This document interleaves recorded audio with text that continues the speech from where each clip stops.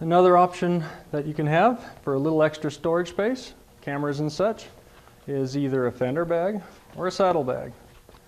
The fender bags can be placed several ways, but generally speaking what you want is to set them, find out where they'll be out of your way so you're not kicking them. You can either set it way down here, or a lot of folks prefer to set it and tie it up here. Of course it helps when it's secure.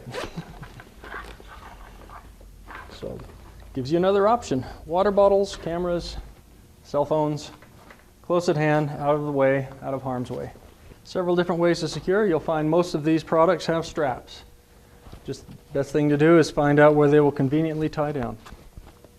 Might take a little bit of experimentation, but once you get it where you like it, you can stay that way. It'll work for you. Again, make sure it's not going to interfere with what you're doing or what you want to use. In the case of this one with the box that opens, may not be your ideal choice. But most front racks don't have boxes, so not a problem. Okay, so there's one strap. Down here, a little trickier on this unit with a little more time. Find myself a nice spot by tucking it inside here and tying it inside. Or hook and loop tape with good sticky stuff.